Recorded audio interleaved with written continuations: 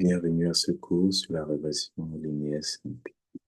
Lorsqu'on parle de la régression linéaire, c'est on a l'expression d'une variable en fonction d'une autre variable avec ce qu'on va appeler des paramètres ou des coefficients.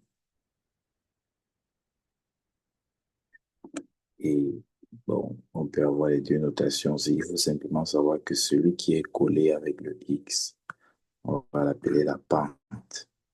Et celui qui n'a pas de x, on va l'appeler la constante en fonction de la notation que vous avez. Donc, lorsque vous avez donc un tableau SPSS, il faut savoir que pour lire la constance, vous venez juste lire là, c'est ça. Et pour lire donc la pente, c'est donc ce coefficient. Et ici, ce sera la variable, lorsqu'on va dire ça, ce sera la variable.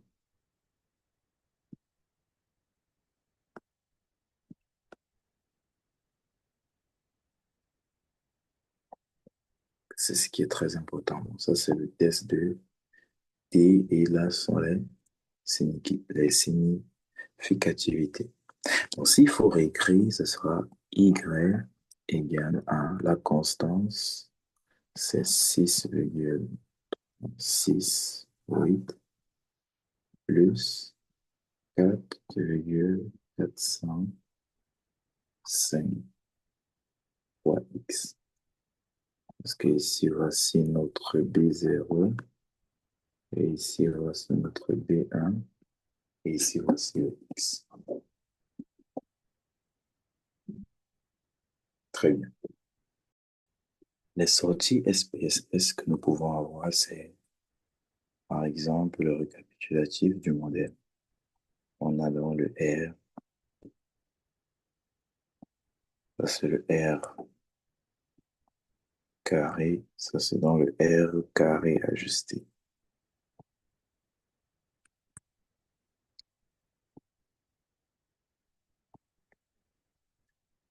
Donc, il faut savoir que, bon, lorsque nous sommes sur la régression simple, le R c'est le coefficient de corrélation.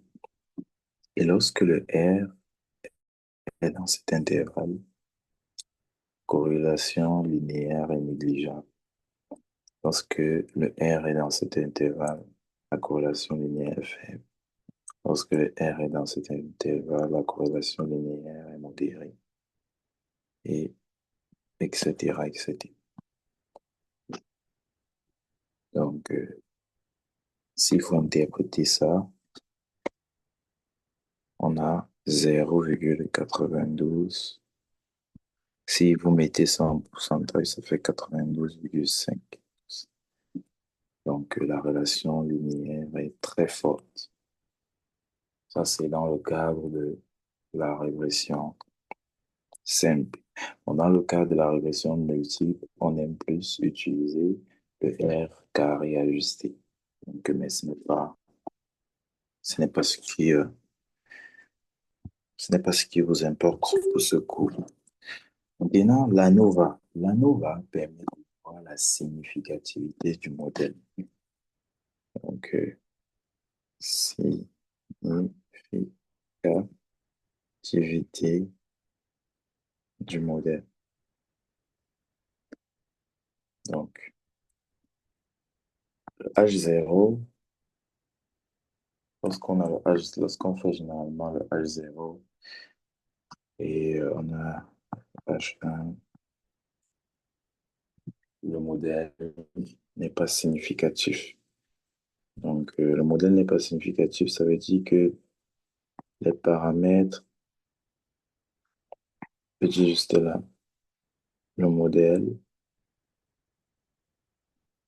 pas significatif. H1, le modèle significatif.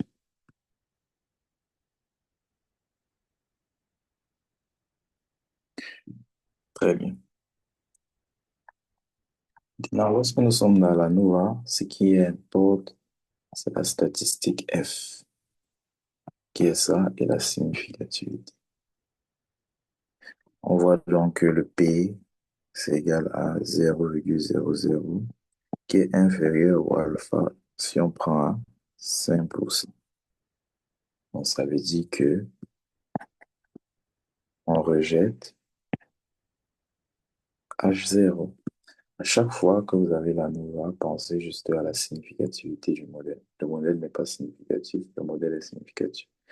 Donc, si on rejette H0, ça veut dire que on prend H1. Donc, le modèle est globalement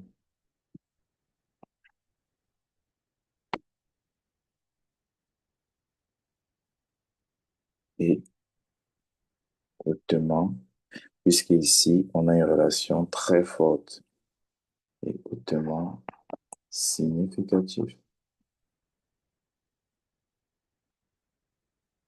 au seuil 5%. Donc, maintenant, le coefficient, c'est, bon, généralement, lorsqu'il y aura la régression simple, à votre cas, vous allez vous limiter juste là, comme ça. Bon, là, c'est quand il y a la régression multiple. Donc,